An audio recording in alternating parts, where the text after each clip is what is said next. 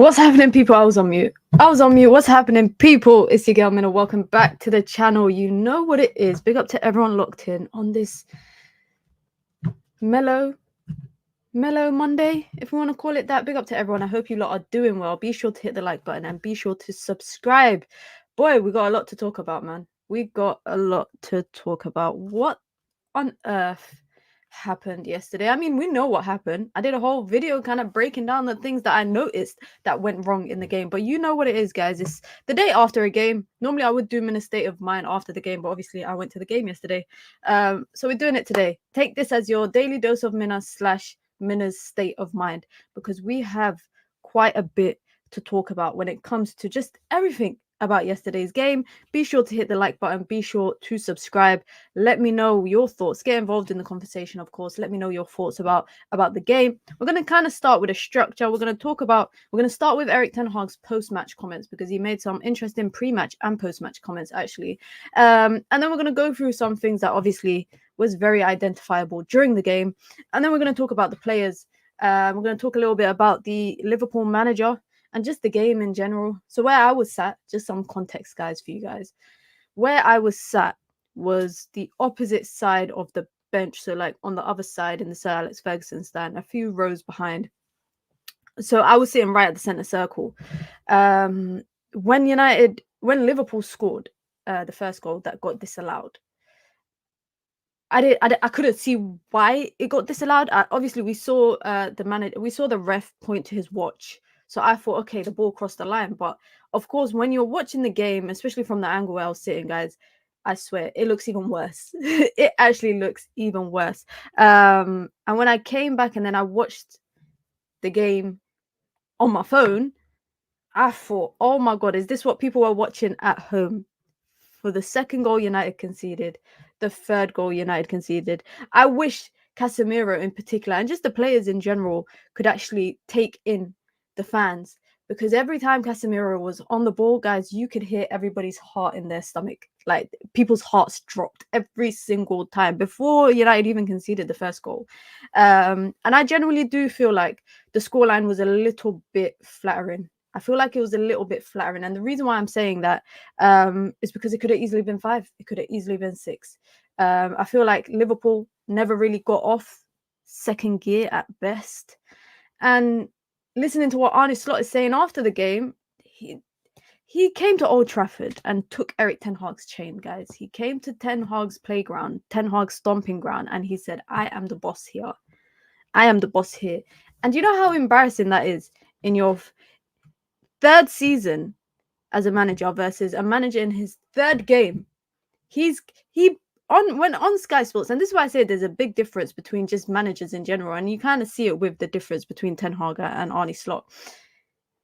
Sky Sports, when Arne Slot was speaking on Sky Sports, he spoke about obviously what he noticed from United in the first couple of games in the season, and basically what he did to counter that. Erik ten Hag is asked about his tactics in the press conference after the game, and whether it's his tactics that are too much on the plate, and he just went on a tangent. He went on a tangent. Man's talking about Harry Potter. This, I'm gonna win cups. I've won 2 cups. La la la. Wallahi, I couldn't believe it. I could not believe it when I watched the full conference. If you don't want to watch it, it's on Beanie Man Sports. You can go watch it on YouTube, the full press conference. Obviously, you probably would have seen the quotes flying around, but this is the difference. Obviously, after a defeat, I would have liked the manager to come out and say, you know what I implemented did not work. This is what I did wrong. This is maybe what we should have, and this is how the opponent kind of nullified everything we tried to do. Now, I did a video, guys, go check it out, 5 in 5. It's not really 5 minutes, but it's 5 things in 5 minutes. It's just under 5 minutes. Where I talk about what I noticed in the game, and I'm not gonna lie, guys, I had to write the 5 points down because I wrote about 9, and I thought, let me just stick to the most pressing matters. Because there are some seriously, there are some pressing matters. I blame Mina and KG. Listen, I've been getting dragged, guys. I've been getting dragged all day, yesterday, today, because I came out in a preview video with AGT and I said United's gonna win. What do you not want me to do? Do you not want me to come and say we're gonna lose? Because then you're gonna tell me I'm a fake fan. You're gonna tell me I'm a fake fan. At least I didn't sit there saying we're gonna slap them up. I didn't do any of that stuff. How a fan still back in Ten Hag is baffling. Yesterday, I'm not gonna lie, at the game, I genuinely felt you could feel the tension in the crowd just throughout the game. United never got close to scoring, guys. I really think we did not get close to scoring at any kind of point in the game. And I think it was quite telling. I think it was quite telling when Garnacho got subbed off, because Garnacho didn't have the best game, but it's like he was starting to wake up in the 60th-ish minute. And I've never heard a boo like that for a player coming off. I ain't heard a boo like that in a long time. I mean, arguably, some people are saying, why did Rashford start the game? And we're going to talk about Rashford, because for me, I'm confused at this point. I'm like, is it tactical instructions, or is brother just playing like this? Because I was sitting on the side when United were in the first half. Rashford was right in front of me. And he's literally walking to the press. Everything is just, I don't know. It's discombobulation. That's the easiest way for me to sum it up. I don't think this is a good time to point fingers. We've got hard times ahead. We are in the trenches, mud. Honestly, we are in a bad place, guys. Liverpool fans, do you know what they were singing at the game yesterday? And this is how you know it's not a good sign. They're singing Ten Hag's at the wheel. They were jollying, singing Ten Hag's at the wheel. They were singing, what else? They were singing some other thing. You're going down with the blue shite, i.e. Everton. They're telling us it's crazy.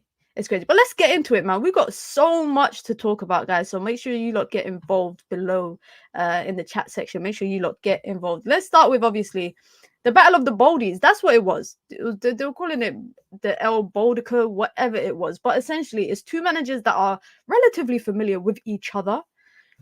One had the stronger squad, I would say, in the Eredivisie, in Erik ten Hag. Feyenoord were a decent team.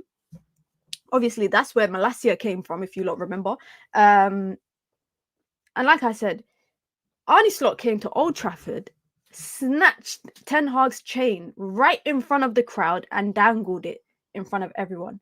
Do you know how disrespectful that's mad. That's given the fact, by the way, guys, just context, right? Just context. Because everybody wants to talk about money spent in a transfer window, etc., etc. Just for context, right? Man United have spent nearly 200 million in this transfer window. They spent 10. They spent 40 if we're considering Mamardashvili, but he's not available until next season. He ain't available until next season. So essentially, they've brought in one player this season. And this is kind of the point that I tried to get across a lot yesterday. Like, we're standing outside Old Trafford for ages talking about the game, yeah? And I was just trying to say to people, listen, it's not about the players or the money or any of that sort of stuff. It's not about that. Because Arne Slot came in to already a good team. Let's be honest. Klopp left a decent team behind. Mohamed Salah is in ridiculous form right now. You got Virgil van Dijk, you got Alisson, you got Trent, etc. Then you have people like Gravenberch, Szoboszlai, McAllister that haven't been there for that long. They've been there for a year and a bit. They ain't been there for that long, but they've been there. But they're still working under a new manager. And I think one of the players said it after the game that Arne Slot has them. I think it was Alisson or someone that said after the game that Slot has them playing completely different to Klopp. So it's not the same. The style of plays are not the same, but the players are adapting to it. And for me, it's the fact that Arne Slot can come on national television and basically give his revision notes and say, this is what I thought they would do based on the last couple of games, and this is what I told my guys to do.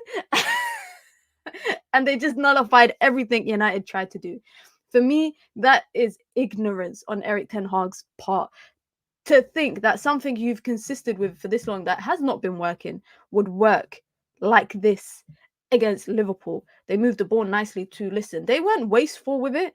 They were doing tiki-taka football at one point on our left-hand side in the second half. I said it the best way, yeah. I said, this is bad, real bad. Michael Jackson. It was really bad. But let's some context, right? Before we get into it. This is everything here now. Obviously, this is the last 3 windows. That is a lot of money, guys. How much has United spent? I think Erik ten Hag has spent probably has Erik ten Hag spent the most out of all Manchester United managers? I actually think he might be up there with one of the highest spenders. I know Moyes didn't barely spend anything. I think he just brought in Fellaini. Jose Mourinho was being given seconds and thirds. You weren't being given first choices. That's a whole team view. It's a whole team. Wallahi, there's a whole team. This is a whole goalkeeper, backline, midfield, front line. This is and there's one player on this today that I need to speak about. There's one particular player on this list that I saw yesterday. And you know what's the worst thing? I'm wearing the shirt right now. If you lot can see the shirt I'm wearing right now, I had to wear it to pay homage to the person that I have so much to say about. And that's Onana. But we're gonna get to that. We are gonna get to that. Only Fergie has. Fergie was there for how long? Fergie aside, post Sir Alex Ferguson, I think Ten Hag has probably spent the most money. Now coming into the game, I don't know if any of you lot watched or saw his pre-game comments. You know, they have the press conference, they have the part that goes out straight away, then they got the part that is held back until a certain time. It's embargoed for a certain time. This well, I couldn't believe it. I could not believe it, guys, when I saw Erik ten Hag talking about cups, right? Talking about trophies, talking about winning silverware, etc., etc. And he was asked about basically the plans for the league and, you know, to improve the team. And he said, well, I've won 2 trophies. He said with a straight face,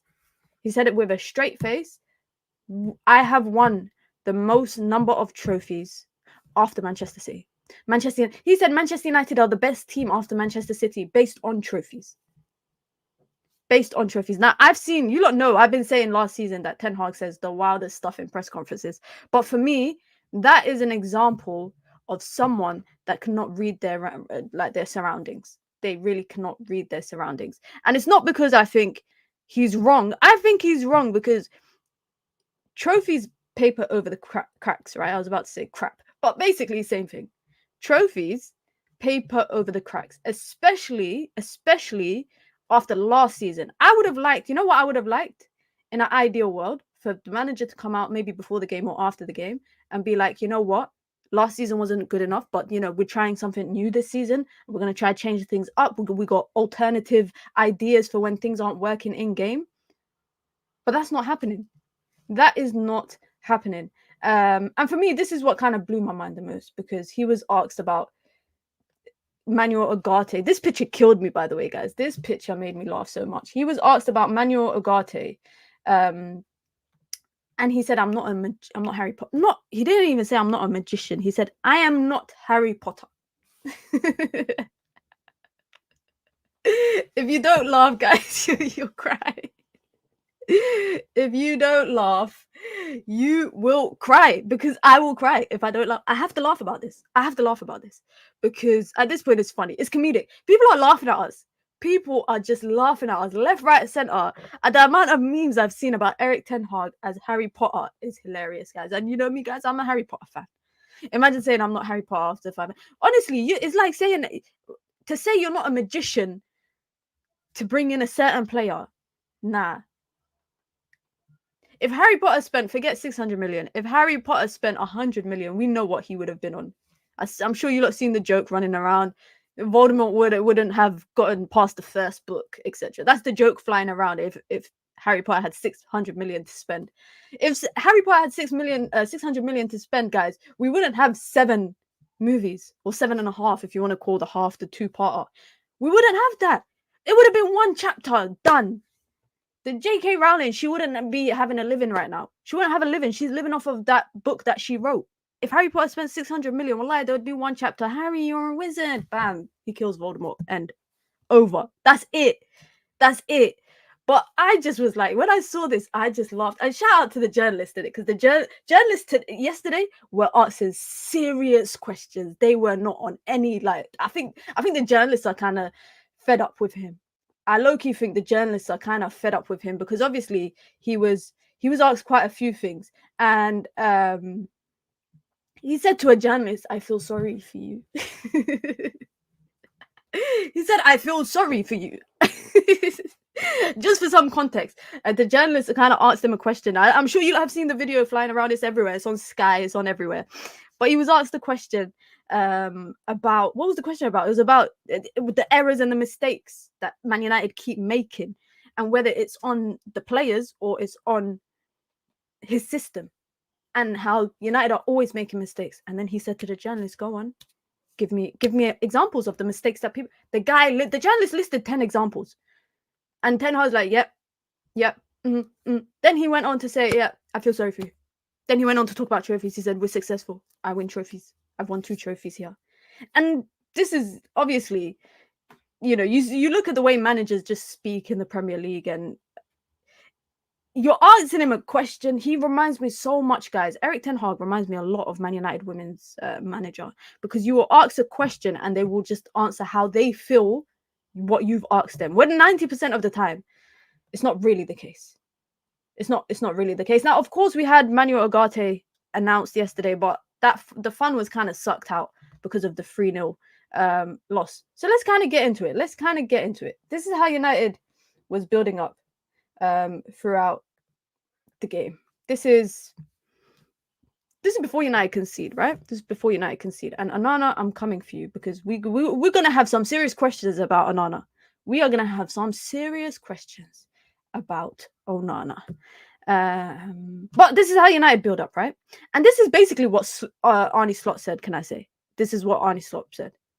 He said that he knew that the fullbacks were going to push forward. Now, there was certain times during the game, guys, that Casemiro would come here and they'd form a back three. In this instance here, yeah, these two, Kobbie and Cass, they just go left to right, or they go a bit more advanced. These lot are pressing inner forward. They've already closed the passing lanes, guys. They've closed the passing lanes. And you could feel the frustration in the crowd a lot, because in times like this, I don't know if you lot obviously saw the passages of play was Onana would go to Licha.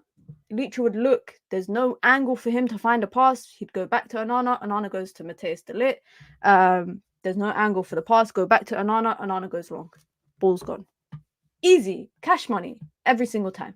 And in this particular instance, they go out wide to Licha, and then out wide to Nazim, to Dalot. To Dalot at this point.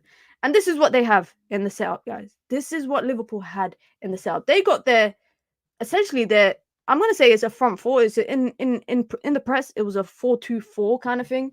And obviously they've got the athleticism in their midfield. They've got the physicality in their midfield. Gravenberch, who's a player that's been criticised a lot by Liverpool players, he balled out. Imagine the one Ajax player that's not playing for United was the one that balled out on the pitch yesterday.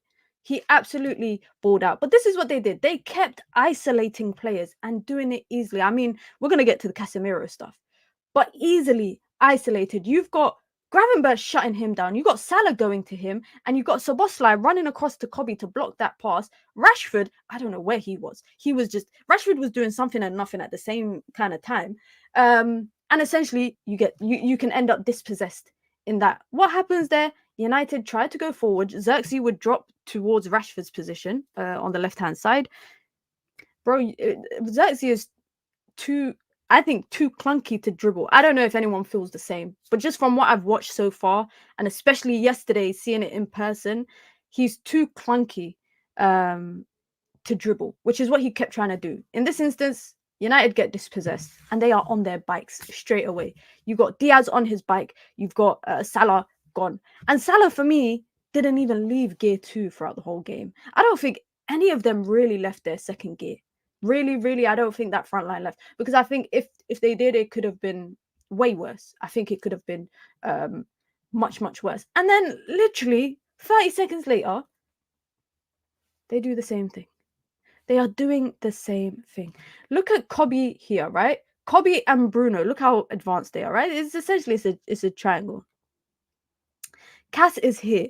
What did Arne Slot say post-game? He said that he knew that United would try build up from the back with a player like Cass. So he put 2-3 players on him. We know, guys, it's no secret, right? I think from the first minute Casemiro misplaced a pass yesterday, I knew what time it was. I knew what time it was from the first minute he misplaced the pass. And a lot of the time, guys, it's not difficult passes that he's misplacing. It's not. It's not difficult passes that he's misplacing most of the time. Now, and we're gonna get to Casemiro because obviously we have to speak about Casemiro, but I think that anyone will fail in this midfield system. Casemiro is washed. He is evidently washed. If he's not further up the pitch, he's dropping a stinker. But I think anyone you put there will stink up the pitch. Kobe was an example in the second half when Casemiro got taken off. Kobe was there and he drowned. He drowned. Eric Ten Hag is leaving his guys out to drown, essentially. And I saw people criticizing Kobe Mano. What can he do? Right? Where similar to this, where it's Casemiro here is the deepest midfielder, right? Mano is more advanced. Bruno is pushing up. Even when it was in the second half and Kobe Mano was the furthest back midfielder, Collier and Bruno were still high advanced. And this is why I say this is instructions. This is the tactical approach that Manchester United are going for. They are literally trying to have more bodies on one side of the pitch than the other side of the pitch. And what happens? Any capable team that can string together 2, 3, 4 passes will absolutely dismantle it. Yesterday, I said we gifted Liverpool the goals, right?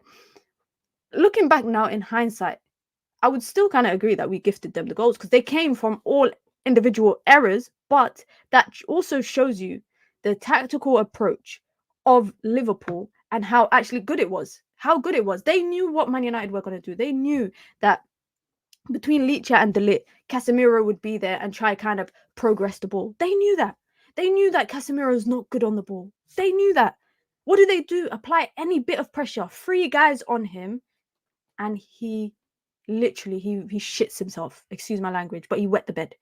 And he dropped, I remember, face first for that second goal, right? And everybody was just like, get up, get up, get up, get. Because every time Casemiro had the ball yesterday, there was groans. There was, oh. If I was Eric Ten Hag, and I'm not, but if I was Eric Ten Hag, I would have hooked Casemiro after the second goal. I wouldn't even wait for the whistle for the first half to be over. I would make an example of him because how on earth is that kind of performance acceptable? And you can survive till halftime. You should be, on paper, can I say, the most experienced player on the pitch. Casemiro is United's most experienced player. When it comes to accolades, because his wife wants to sit on Instagram and post up his accolades, and we're going to get to that as well. But she wants to sit up on it. So if you're the most, what's the word? You're the most decorated footballer. We need professionalism. But I'm also going to go on to say, anyone will look like this in Eric Ten Hag's midfield. And we saw Kobe like that. One goal was from a mistake. The other 2 were from pressing, not a gift. Would we say that it was a mistake, or would we say all 3 was from pressing? I feel like, yeah, I feel like they were all from pressing. Big up to OJ says it's a systems thing. The system is what makes that midfield open. A player like Ogate will just mask some of the errors wrong with that system because of how much ground he covers. Essentially what Mount was doing. I don't see our players showing themselves for passes, especially in the midfield. They are also static. I honestly think, guys, it's an instruction. Genuinely, are you guys telling me that you think possibly, yeah, that these players are coincidentally doing all the same stuff? You put whoever you want in the midfield because we saw it. Casemiro, Mano, and Bruno in midfield in the first half, and Mano, Collier, and Bruno in midfield, and everyone was doing the same thing still. Collier came on, and I'm not criticizing him, but I'm just saying he came on, and for when Kobe was dispossessed for that third goal, you see how advanced he was. The same thing happened in Casemiro's terms when he was dispossessed. You see how advanced the midfielders are. This is not by chance. This is not the players deciding to do this. This is simply an instruction that is given to them. Eric Ten Hag said he wants Man United to be he wanted to make United the best counter-attacking team. It's not going to happen. It's not going to happen. Unless you meant you want Man United to be the most countered team, i.e. teams countering us, because that happens a lot. That really, really happens a lot. And I said it after the Brighton game. I said, if there's any team that has the cojones to put away the chances that we gift them, it's going to be a bloodbath. It's going to be an absolute bloodbath. And let's look at this here. Because, guys, if you want to see it kind of like quick, I did a breakdown video on it. This here, please. Why is it a 4v2 in United's own third? Guys, this is United's third. It's not the center of the pitch. It's not the center of the pitch where, there's the midfield battle. This is in United's third. Why on earth is it a 2v4? That is bad. Look how high up Dalot is. Mazraoui is somewhere around here. This pitch is a bit blurry, but Mazraoui is a bit forward. This is horrible. And I've been saying it for ages. I've been saying this structure that Erik ten Hag has had for the last year has been pants. It's been pants. And I have not seen any other top manager, who has any sort of capable DM leave their DM out to dry every single game. I ain't seen Pep do it. I ain't seen Ancelotti do it. I ain't seen any of them do it. And you know what? Shout out to Ume on Twitter. If you lot know Ume, he's a City fan, but he does a lot of like analysis stuff. And he kind of did a breakdown thread of how Zidane knew that Casemiro was not kind of good on the ball. He wasn't a good DM, and any sort of pressure would set him off. So what did he do? He used to get Toni Kroos to slot in, and Casemiro and Modric would be a bit more forward. And once Real Madrid would get into that kind of possession flow, Casemiro would drop in because teams would capitalize on it. In yesterday's press conference, the manager didn't say that his tactics didn't work. What did he say? He said he was mentioning the players. He was talking about the players and players making errors and all of that. He didn't say it's my system that's the problem. He didn't say it's my tactics that's the issue. He didn't say I got it wrong. He said it's individual mistakes. That's sad. That for me is sad. But let's talk about the goals, and in particular, we're gonna talk about him. We're gonna talk about Onana, because that has to be possibly. I can't say it's the worst goalkeeping I've seen from Onana, because we've seen a lot of bad goalkeeping, but it was bad, guys. That was bad. And I'm gonna say something quickly just on his distribution, right? Because we talk about his distribution. Another thing, it's some of the distribution he's doing is instructions, because I've clocked it, guys. I've noticed it. And yesterday I saw it in 4K with my own eyes. I saw United trying to build up. And by the way, where I was sat, they are not feeling Onana. I don't think I spoke to anyone yesterday that likes Onana. I don't think I spoke to anybody that likes Onana. But anyways, when they were trying to do this thing, building up from the back, he will go to De Ligt, back to him, to Martinez thing. And obviously, because our fullbacks, guys, are so advanced, what happens? Mazraoui comes central sometimes with Kobe, or he hugs the touchline with Dalot. And Dalot does this cross-pitch run every single time. He does this kind of, I wish I had a whiteboard so I can describe it to you lot, but it's the run, it's a cross. He goes on the inside of Marcus Rashford, right? And he crosses into the centre-back position of the opponent. And I think I've lost count of how many times Onana plays that pass. And yesterday in particular, do you think Diogo Dalot is winning an aerial duel against Virgil van Dijk or Konate? Do you actually think Dalot was going to win that? And I think Dalot had a decent game, given the fact of what he's trying to do against Mohamed Salah, etc. But that's an instruction. Dalot is being instructed to make that cross kind of run over from the inside of Marcus Rashford across the centre backs. Onana is being instructed to play that ball. He's being instructed to play that. Why? Because when I spoke with Marcel, and shout out to Marcel in it, because I respect Marcel. We need a Harry Potter emoji. I got it. It's coming. That emoji is coming. Shout out to Marcel, because I spoke to him this morning. He's going through it, guys. He knows everyone wants his head on a plate right now, right? But I remember I used to talk about this with Marcel, and Marcel always used to say, is to win the second ball. But from my understanding of football, right, guys? You don't give away possession to try win it the second ball. Am I wrong in assuming that? And I'm not saying I'm someone that I don't have my UEFA license. I only got my FA 1 and 2. I never played semi-pro or pro. I just played for a normal football club. But from my understanding, you don't give the ball away, or you don't kind of lunge a ball forward, which is a 50-50 chance, with the kind of intention to hit on the second ball. That doesn't make any sense to me. And we saw that happen. We see it happen with Onana, and we should have known, guys. We should have known when Onana came out before the season started and said he's gonna take risks. Brother, we should have known. As soon as Onana kicks it long, I know the ball's gone. Honestly, dead ass. Every single time it is gone like that. Big up to Z, says losing 3-0 at OT is too embarrassing. Do you think we can ever go Anfield and do that? Hell no, it's just not good enough. You know what? It's true. It's true. And we're going to come talk to that. We'll talk about that because obviously we've got some stuff to talk about Salah. Why not target Robertson? You know what's so funny? I did a stream here and I was talking with my friend who's a Liverpool fan about the game before the game. And he was saying that he's worried about Ahmad against Robertson. He said if there's anything that happens, if Ahmad starts, United should target Robertson all the time. Ahmad didn't play. He didn't start. But when Ahmad did come on, he had the most touches in the opponent's box. And he was only on the pitch for 20 minutes. 20 minutes, and he had the most touches in the opponent's box. Not Manchester United's 9.5 striker Xerxes, not Marcus Rashford, not Bruno Fernandes.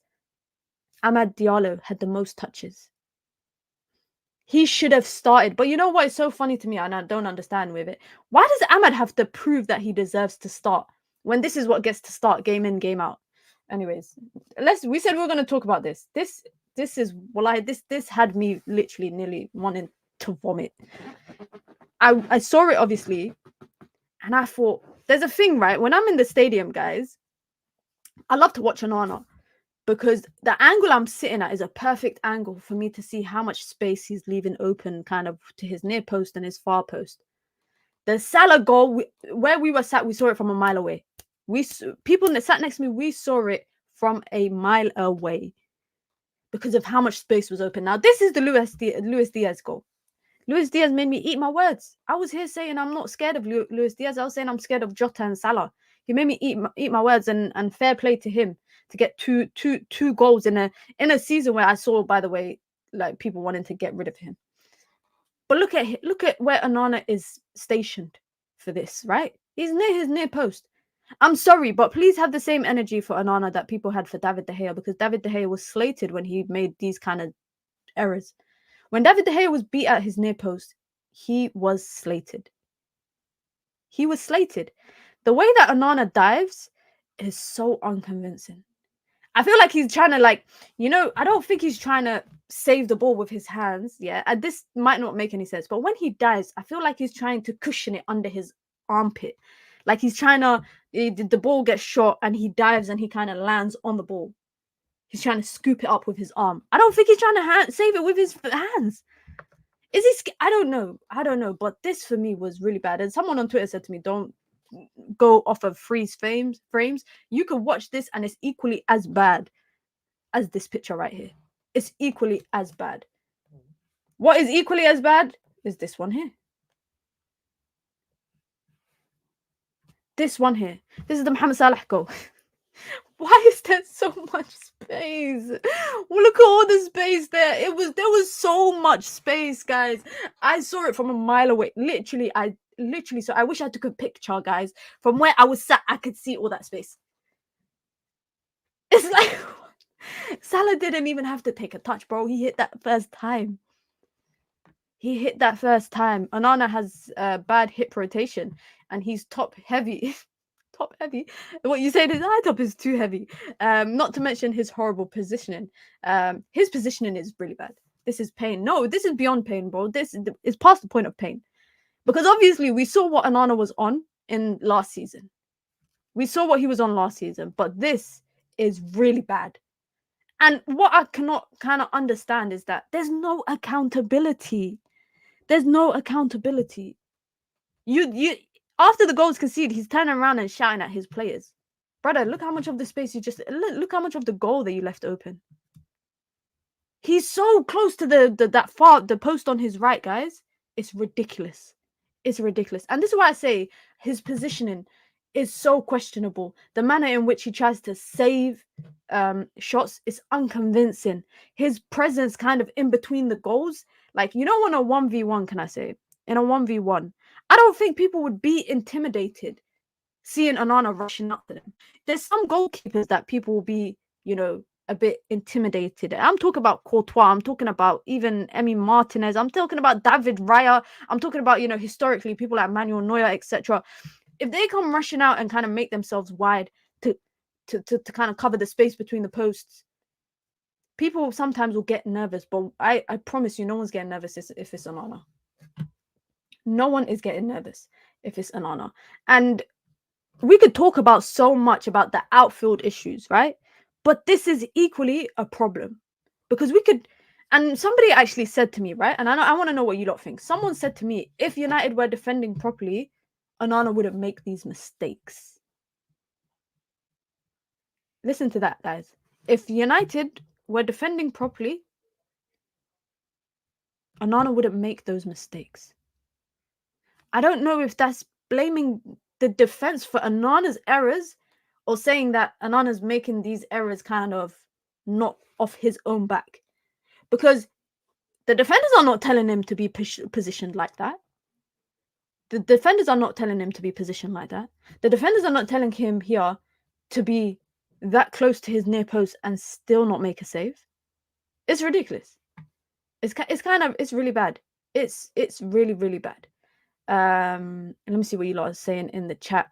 He's the worst keeper we've had. Damn, that's so harsh. He speaks so well in press conference, so it's calms. He's a very confident speaker, can I say? But the thing is back your chat all you want. You can come into press conferences and talk all the talk that you want. But if you're not doing it on the pitch, it's not good enough.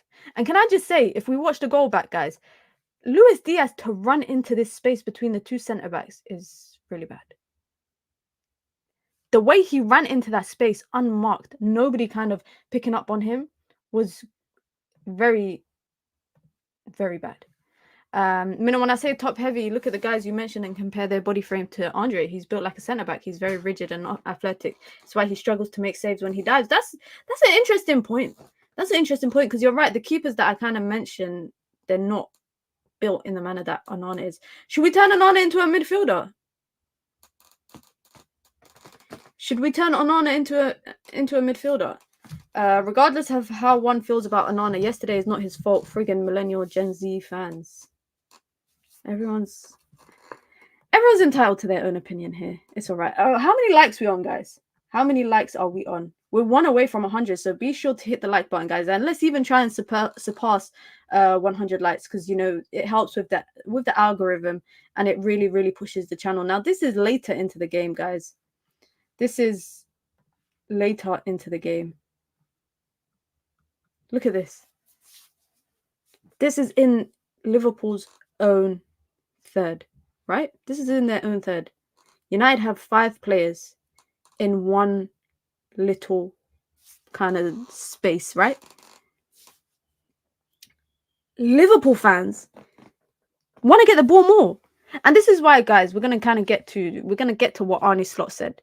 But he spoke about kind of the aggression, having an aggressive midfielder and having the one that kind of closes the passing lanes and the one that kind of initiates the press, and Szoboszlai and McAllister and Gravenberch and even like Jota kind of dropping out of that 9 role and kind of dropping a bit deeper to support. Look at this. This is in their own area and we were struggling. We were struggling so bad. But let's get to what Arne Slot said. He said, number 1, we keep our wide men high as I realized that their fullbacks like to push up. And from that, he said, then the midfielders who are aggressive can win a duel. And that's what happened every single time. The midfielder who's aggressive wins the ball. You got Szoboszlai putting a foot in. You've got, by the way, Mohamed Salah kind of drifting in, Luis Diaz drifting in, and that they make a little front four in a kind of way that just basically nullifies anything United would try to do out of the back line. Liverpool attacked with 11 and defended with 11. We attacked with 3 and defended with 3. We attack with 6. Guys, let's be real. Manchester United attack with 6 and they defend with 3. And then there's one guy in midfield that is caught in no man's land. You can put the best midfielder there, guys. Who's the greatest DM of all time? Put him there. He will drown. To cover all that ground by himself, he will drown. I don't think I've ever seen a midfielder in my life play as a lone midfielder, not a lone 6, a lone flipping midfielder, where he's got 6 men in front of him and he's got half of the pitch to cover. I don't think I've ever seen a midfielder do that. Guys, please let me know in the chat if I'm missing out someone who's been able to do that. But I don't think I've ever seen that. And let's be real, guys.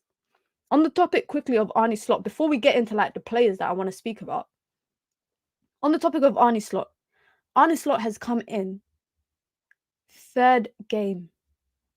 And the players themselves after the game are saying that he has a different approach to Klopp. And the players are able to implement it. The players are able to do it. He took off Trent last week and he took him off again this week. He's showing them who's the boss around here. He came to Old Trafford, and this is obviously not his first matchup against Erik ten Hag in his career, but he came to Old Trafford, his first big test away, and he left not only with 3 points, not only with 3 goals, but a clean sheet as well. It's outrageous. It's out for me. It's outrageous. Yesterday's game was ridiculous. Now just quickly on Casemiro. Why am I so zoomed in? Andy Mitten, if you don't know about Talk of the Devils, is a podcast by The Athletic. Andy Mitten was speaking on it today and said Casemiro wasn't happy with the tactics at Manchester United last season, and he felt the tactics didn't help him and exposed his weaknesses. We know what his weaknesses are. And I say this time and time again, for me, Casemiro looks more better up the pitch. The further Casemiro is away from our half, the better. But that's not the solution to it. That is not the solution to it all. But let's talk about Casemiro. Let's talk a bit about Casemiro. Because if I have to count the worst performances I've probably ever seen at Old Trafford in the flesh, it's probably this one. This is probably the worst one that I've seen in a long time. In a long time, this is possibly the worst. I remember Pogba. I saw Pogba drop a stinker once, but I don't think it was as bad as this. Now, Casemiro has his flaws. He does have his flaws. And I think he's got some pros.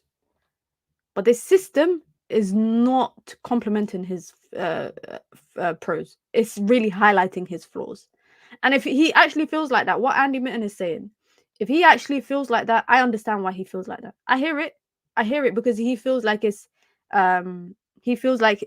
tarnishing his name and everyone's criticizing him. I mean, his wife's coming online at 1 in the morning. 1 o'clock in the morning. His missus is coming online posting this on her Instagram. I hear it. I would do that too. If I was married to a footballer and they're getting slated by the fan base, I would do that too. It reminds me of the Jose press conference. You remember that 3 for me, 2 for them. Respect. This is what it reminds me of. But yesterday, that Casemiro performance had to be one for the ages. It had to be like it was really bad, guys. And like I said, I would have loved it if Ten Hag hooked him out before the halftime whistle. When that second goal went in, straight up. But you looked at the bench and you see Eriksen and Collier. Then you got Erik Ten Hag talking in press conferences saying Ugarte might not be ready for a month. Are you taking the flipping piss? Are you taking the mick? You're telling me a man who just played in Copa America, and obviously he's sat out of what, pre-season with PSG? You're telling me that he's not available for another month, i.e. after international break and probably about a couple of games after that. It's going to be bad. I disagree. Everyone would have died in that position. Listen, I can't fault Casemiro completely. He shouldn't be the ball carrier He shouldn't be the one in front of the back line. He shouldn't be the one that's slotting in behind the back line. But then again, who is it going to be? Because Kobe is not a 6. Kobe Mainoo is not a 6, guys. He's not a 6. And if yesterday didn't prove it, and all the other games didn't prove it, Kobe for me is actually an advanced 8, closer to the 10. Closer to the 10. But for me, Casemiro had a bad game. But he's not the only person that had a bad game. He's not the only person that had a bad game. Let's talk about Joshua Zirkzee. What a game to throw him in. Hasn't started for United. Little cameos here and there. Thrown in to start against a matchup of... Imagine your first Premier League start, guys. And your first matchup is Konate and Van Dijk. There was a couple of things I realised about Zirkzee. Obviously, I'm not going to lie. I never watched him a lot of Bologna. Shoot me. I didn't watch him a lot, and I know a lot of you lot didn't. So this is a lot of you guys' first kind of exposure to him. He couldn't do what he did in his debut against Fulham when he got the goal. He couldn't do that because he can't drop deep and try link up the play because there's nowhere to do that in. Gravenberch he was patrolling that area like his life depended on it. He got a few chances in front of goal. Good header, which he could have connected a bit better. Tried to get in to the far post for another one. Got a shot off as well. Forced Alisson to make a save. Didn't look threatening, but it was enough to kind of make the keeper make a save. But there was times where he was kind of coming out wide, and him and Rashford were interchanging, where Rashford would go and, be next to the centre-backs, and Zirkzee would come out wide. He doesn't look like he's a good dribbler. I don't know what it is. Does anybody know a lot about Zirkzee? Because to me, he doesn't look like he's a great dribbler. He looks clunky on the ball. That's the only way I can describe it. I'm not saying he's clunky. I'm not saying he's fat or anything. I'm saying he looks clunky when he's on the ball, meaning he's moving slow. It's easy to get dispossessed. Yesterday, I saw him get dispossessed a few times because he was trying to dribble and trying to do something that his legs are not allowing him to. His body's not allowing him to. When he came wide one time, fans were telling him to get back to the middle. I think fans don't even like this whole 9.5 thing. I don't know, bro. I don't know. I look at Ivan Toney today being announced by Al Ahly, and I'm like, yo, we could have done with a striker. Was Gravenberch a 6 last season? Nope. Coaching this season sorted it out. I hear it. He's supposed to be in a 9 and a 10 combined, isn't it? Is this what a 9 and a 10 combined is meant to be? I just want a 9. I just want someone that's going to score. Call me old-fashioned, guys. I just want someone that's going to score. Martial was a 9.5, but Martial could dribble, right? Correct me if I'm wrong, but Martial could dribble. He was able to drop deep and pick up the ball and accelerate with it, and he had good technical ability to keep the ball close to his feet and not lose possession. Am I right? Am I right in saying that? Martial could shoot. Martial could link up well. Like, Martial was a 9.5. I hear that. I can agree with that because he could play back to goal. He can link up the play. I'm just going off of what I saw yesterday.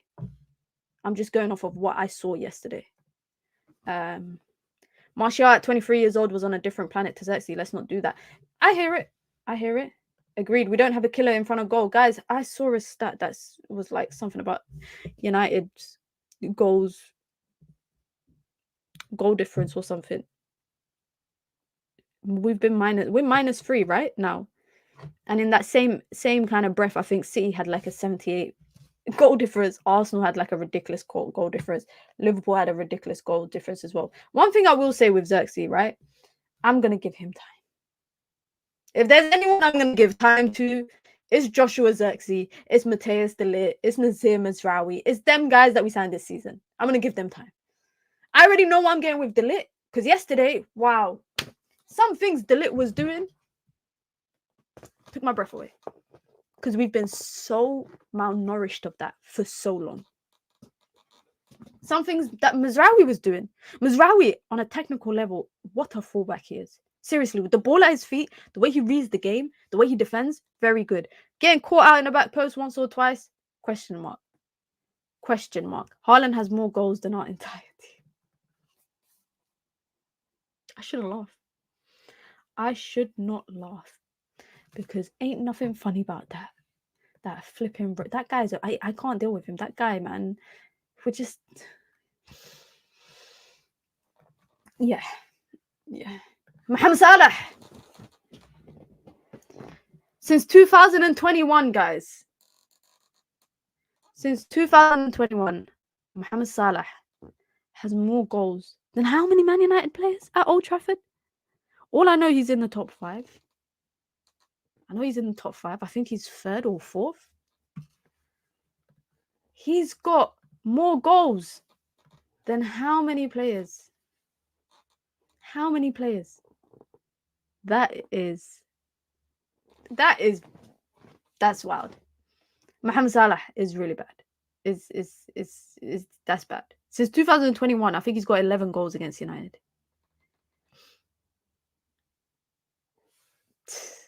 He came out and said that it's his last year at Liverpool, so at least we might see him leave the Premier League. I mean, guys, let's be real. Like, bias aside, and from just a footballing perspective, he's one of the best wingers. I've seen people saying online, like, he's not top 5 wingers. Like, your hate for Salah cannot be that bad. Mina, he was walking barefoot like it was his house. I saw he was walking. Our brother was walking around barefoot like we were in his hometown. He was walking around like he was at Hammam, guys. Mo Salah was walking around. Mohamed Salah, I don't like to call him Mo. Mohamed Salah was walking around Old Trafford after the game like he was at a hammam. Socks off, shoes off. Oh, man. Yeah. Hold that minute. You were talking all that. You know what's crazy, guys? Yeah. Shout out to Liverpool fans. You lot have been giving it to me all day. AGT flipping unbearable, man. Do you not want me to come out and say that United is going to lose? I'll never predict a loss against United. So if that means I'm talking a lot of crap, I hear it. Salah's not going anywhere. Yeah, I don't know. But he said that they haven't discussed contract talks with him, which is crazy for him to just put that out like there immediately, like kind of to the world. But if they haven't, they should start contract discussions. I feel like he will end up going Saudi at some point, maybe. But I do think he's also kind of. I think he got another 2-3 years in the Prem. I think he's got another 2-3 years in the Prem. Mina judged us. She says she never lost a game. Yeah, that's it. It's gone. My record at Old Trafford is officially gone. It's officially gone. Let me see what you lot are saying in the chat. Big up. This name is crazy. Jim the Rat Judas says Man United cost 1.4 billion and had scored 2 in 3. Greenwood cost 25 million and had scored 5 in 3. Keep twerking, idiots. I think that's aimed at everybody. I think that's aimed at everyone. Thank you for the super chat. Thank you for the super chat. I've been supporting United since 1976, and that has been one of the most lackluster performances I've witnessed at Old Trafford. There was no fight at all, and that's the basic that we asked for. Do you think what we're asking for is... do you think it's unreasonable? Do you think it's unreasonable what fans are asking for? Because there's no passion. There's no aggression. But it's the truth. It's really the truth. And we haven't even got to all the conversations of everything we need to talk about, guys, because we still need to talk about a few other players. Let's talk about Bruno. Got his new contract. Buggy says, let's talk about Bruno. We're here to talk about it. We're here to talk about Bruno, guys. Let's talk about Bruno Fernandes. Captain, 300k a week, I think. Got his new contract, so he's got what he wanted. But oh my god, the amount of rockets he blasted across the pitch. Bruno Fernandes. Honestly, there was one particular thing, and I get it. The game's over. The game's done. Ahmad plays you a pass. He's going for the 1-2, and you absolutely wallop a ball into the Stretford end. Get there. When that happened, yeah, guys, and that was like the 94th minute, I think. I got up and left. At that point, half of where I was sat was gone, right? But I actually left. And there's no shame in that. There's no shame in saying that I left at that point of the game. I think there was like a minute left. But that was bad. And he made a lot of bad decisions, can I say, throughout the game. He made quite a few bad decisions throughout the game. Every time United would get this kind of moment to run forward, get forward, he's playing the wrong pass. He's trying to force it into Xerxes, a cross pitch pass to Garnacho. There was one time that Rashford was in, can I say, acres of space, right? He was in acres of space and he played a pass in the opposite direction instead. And then before Liverpool even went 1-0 up, guys, he went to go and shout at Dallo about something. And I was just thinking in my head, Dallo's a better person than me, because I would have told him, don't shout at me. Look at what you're doing. Look at what you are doing. Fillmore says, I'm not worried about Bruno. He has these games. He's reckless at times, but more often than not, he'll come good. And yes, he was awful yesterday. I bet we could have had 2 or 3 goals if Bruno did his job. Someone referenced the part here. Xerxes was through on goal in the middle and he passed to Rashford on the left. He always makes the wrong pass, I feel like. Sometimes he does make the right pass, but yesterday's game was another example. Maybe is the pressure too much in a big game? Honestly, like, because let's talk about Bruno's kind of record against big teams. Against Liverpool. Let's talk about his record against Liverpool. Is the pressure too much in a game against Liverpool? Because why does he always do wild stuff in those kind of games? He always wanted to try the hardest pass, like keep it simple sometimes. As a captain, your team is under pressure. Instead of putting your foot on a ball, calm things down, you boot the ball. I hear it. Bruno cannot make direct passes. He can't lead the ball properly. Elite Baller, big up Elite Baller, man, says Bruno hides from the ball and leaves Casemiro and Mina outnumbered and pressed to hell. Bruno's not the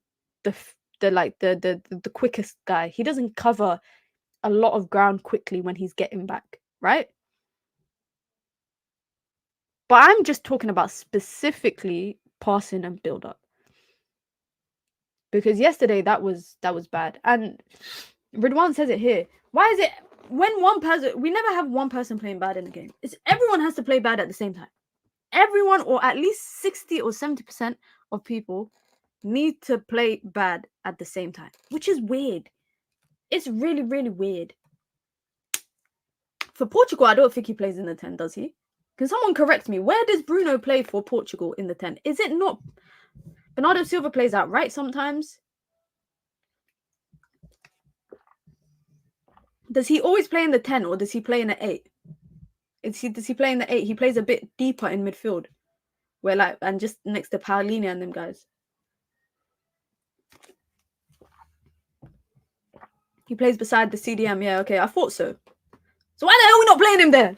Guys, deadass. I'm being serious. Why the hell are we not playing him there? Why are we not playing him further down? And you know what is crazy? Because I've always said in his career, I see him at United playing a bit more deeper than in that 10. Why are we not trying it? At least we know that he can get the ball out of his feet quickly, right?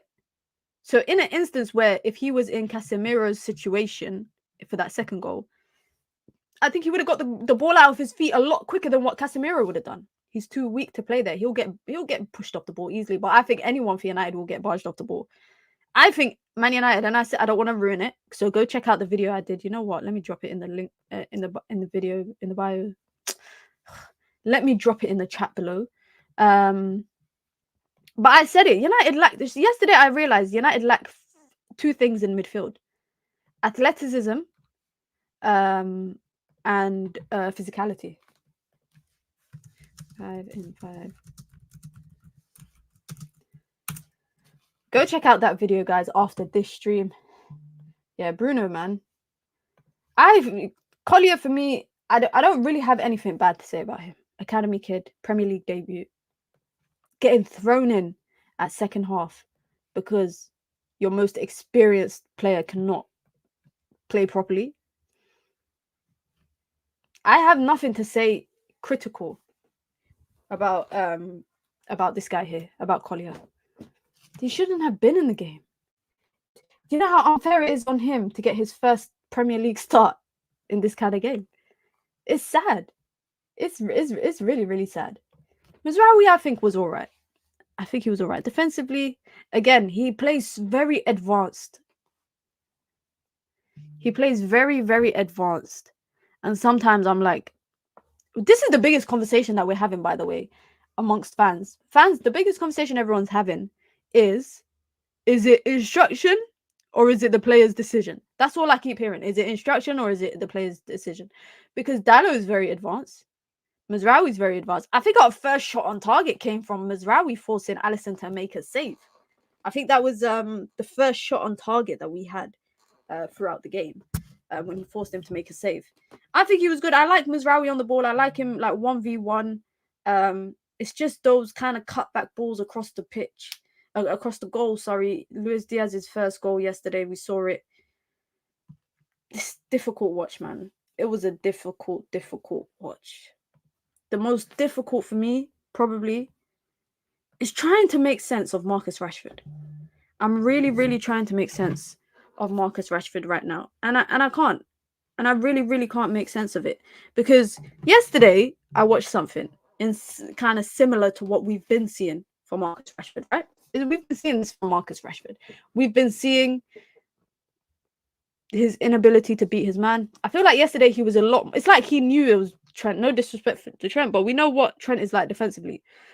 Excuse me. We know what Trent is like defensively. We saw him trying to kind of get to that touchline, the byline a lot more and kind of put that ball across. But what I did not understand is when he would have the ball and historically, maybe I'm holding on to what Rashford was once upon a time, but he'd get the ball and cut in on his right foot, take a shot. Bro has not had a shot on goal. Forget on target. He hasn't taken a shot. You can't tell me that's not instructions, guys. Every time yesterday, right? And first half, he was right in front of where we were sat. Yeah? He would come back every time. To a point where we're telling people, the fans where I was sitting, yeah, where Sir Alex Ferguson says that, they are literally saying to him, go that way, go that, because he's coming back towards our goal every time.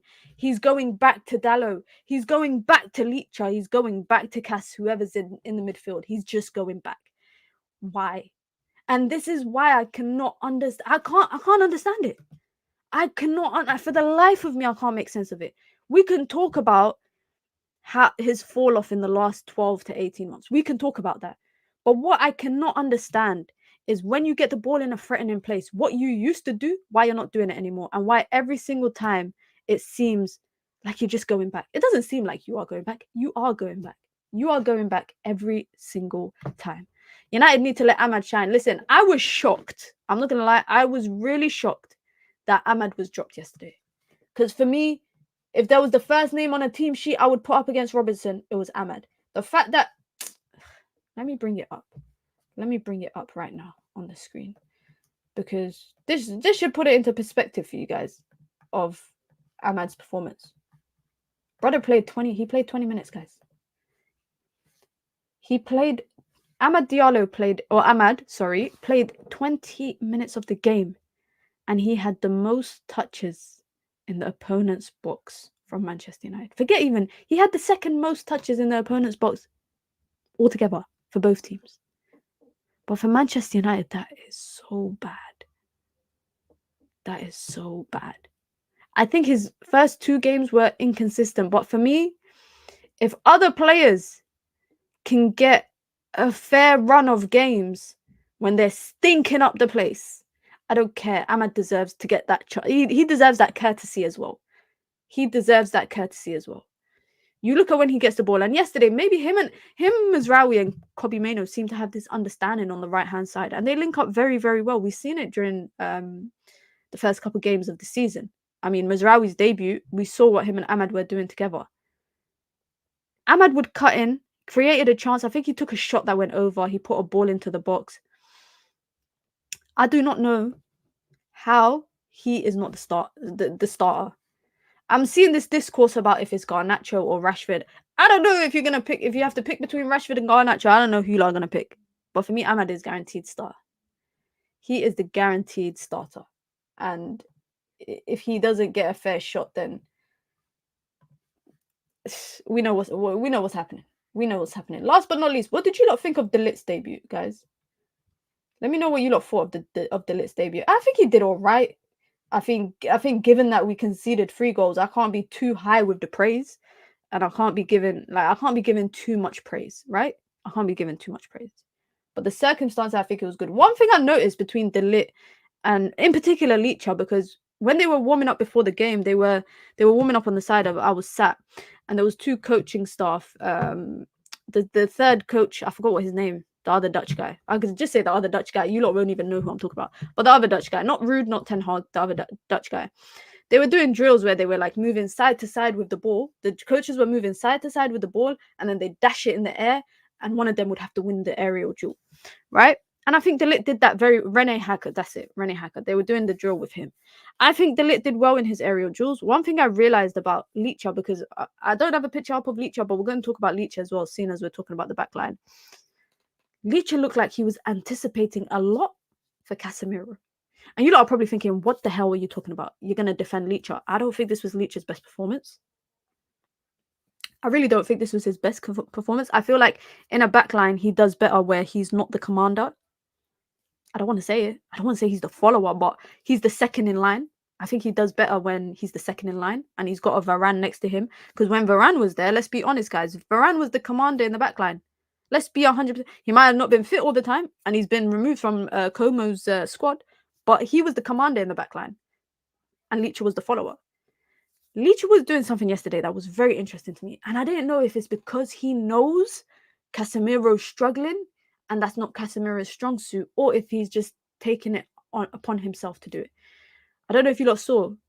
He'd step out a lot, like try and anticipate that pass coming from midfield to the front line for Liverpool. And he'd step out quickly, sometimes get caught out. And suddenly, there is a heap of space for Mohamed Salah or Szoboszlai or someone to run into between De Ligt and Dalot. There's heaps of space. And even the gap between Licha and De Ligt himself, in particular, look at that Salah goal. Obviously, they've got so much ground. As two kind of centre-backs, they've got a lot of ground to kind of cover when your fullbacks are gone. Your fullbacks are wingers at that point. But it looked like Licha was anticipating a lot for Casemiro's shortcomings. And I don't know if that's because he knows Casemiro is struggling there or it's his own kind of decision that he's making. That's scary. Because not only do we have a deficiency, I'm going to say it is a deficiency, and not only do we have a deficiency in the midfield, but now we potentially have a deficiency in the back line when Licha does something like that, when he kind of steps out and he's kind of like, he's running like a little rat. I'm not saying he looks like a rat, but he's out of that back line quickly to try and get onto the end of a pass or try and anticipate a tackle. And it's too much. It is too much. I think like I said, the circumstances, I can't give him too much praise because we conceded 3 goals. I can't praise you too much, but this is your first start. And you're meant to be the manager's guy, innit? You're meant to be the manager's guy. Even I saw, by the way, in the first half, I think it's when we went 2-0 down. The manager was giving instructions to De Ligt specifically. Like, he was calling him over, trying to get closer, telling De Ligt, get closer to the line, let me chat to you. And he's giving De Ligt instructions, I guess, to relay to other people. Altogether, can I just say, yesterday, guys, it's bad. It was a bad game. Licha was trying to cover too much in midfield, just drop one back to the midfield. That is something Ten Hag wants one of his CBs to do. Rio and Vidic used to do that. I hear it. I think we're just trying to figure out at this stage, guys, is everything a system problem or is it a player problem? Because, and the reason why I don't want to say specifically it's a player problem, right, is because you look at the starting 11 yesterday, yeah? Let's look at the starting 11 yesterday. This is United starting 11, right? Let me zoom in a little bit. Ah! What the hell? What the hell, man? Cool. This is United starting 11, right? Onana, Ten Hag brought. Mazraoui, Ten Hag brought. De Ligt, Ten Hag brought. Licha, Ten Hag brought. Dalot, Ten Hag gave a new contract to. Mina, Ten Hag promoted into the first team. Casemiro, Ten Hag brought. Bruno, Ten Hag gave him the captaincy and gave him a new contract. Rashford, Ten Hag gave a new contract. Xerxes, Ten Hag brought. Garnacho, Ten Hag promoted to the first. He didn't promote him to the first team, but gave him the last 2 years of kind of involvement in the first team. Then you look at the bench, right? You look at United's bench. Bender, Ten Hag brought. Johnny Evans, Ten Hag brought. Anthony, Ten Hag brought. This notion that this is not Ten Hag's team it needs to be put in the bin. It needs to be put in the bin. This notion that this is not Ten Hag's team. Ten Hag has brought the core of his starting 11. Can I say? The core of his starting 11 is players that he's brought in. Manchester United have got rid of half of the players that won the Carabao Cup in Ten Hag's first year. This is now his third year. And third year, people are still sitting here scratching their heads like, how's it going to get better? How's it going to get better? When it's this bad, it's not the players, it's definitely the manager. Big up Koala. Mina, he's not Harry Potter. That Harry Potter joke is going to never end. I'm not going to waste my time doing player ratings, guys, because nobody's getting more than a 2. For me, I cannot give anyone more than I'll probably give a 3 to Mazraoui. I'll probably give a 3 to Mazraoui, maybe a 3 to Dallo, but no one else to me get. Onana, 0. Cass, 0. Rashford, I'd give you probably like a 1.5. I give everybody under 3 because there's nobody there for me that produced anything exquisite. Gravenberch, like I said, guys, Gravenberch was the only other ex-Ajax player on the pitch that was not playing for Man United. And would you look at that? Would you look at that? Maybe we brought the wrong Ajax players, guys. Maybe we brought the wrong Ajax players. Let's look ahead quickly before I actually need to go because I'm late for the Straight Jacket podcast. Let's look ahead, guys. Bloody hell. Bloody hell. Bloody hell. This is scary hours, man. So now we got what? No football for a week. Hey, this is long. This is more than a week. No football for one weekend, which is all right. That's not too bad. But this is United's next couple games. We got in the league, we got Southampton, which, by the way, have just come up. And they're losing galore. We got Barnsley. And after yesterday's game, I'm like, are we going to beat Barnsley? But we should, right? Is it wrong for me to expect that? Palace are they've got a few new players there.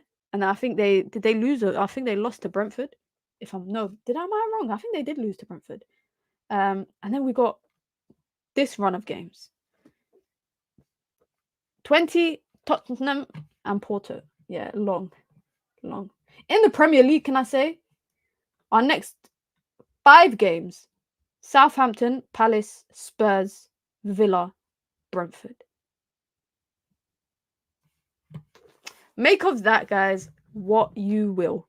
Make of that what you will. But you know what it is? Listen, guys. International break means one thing and one thing only. No Manchester United football. Check out my new video now. Guys, this is not a threat, right? But check out my new video. It's right here. Don't go anywhere. This will redirect you guys to the Straight Jacket podcast with Nuruddin, with Saeed, and with Musa. It was nice to see them yesterday after the game as well and just chit chat. Boy, we got a lot to talk about. So don't go anywhere. It's going to redirect you lot there. Tomorrow we'll be back with, of course, Daily Dose of Mina. Have Marcel coming on the channel sometime this week. We've got a call-in show on Wednesday as well. So you lot can come and call in and we can talk a lot about the first couple of games of the season. And if you lot were to do anything after this video, guys, please go and watch my 5 in 5 minutes. If you were to do anything for the rest of the day, just do that. It's less than 5 minutes. Just hit a like. Drop a comment. It really helps with the algorithm, and make sure you guys like this stream as well. But don't go anywhere, guys. Don't go anywhere. It's gonna redirect you lot, man. I'm out. Peace. Where's my outro? There it is. Peace, guys.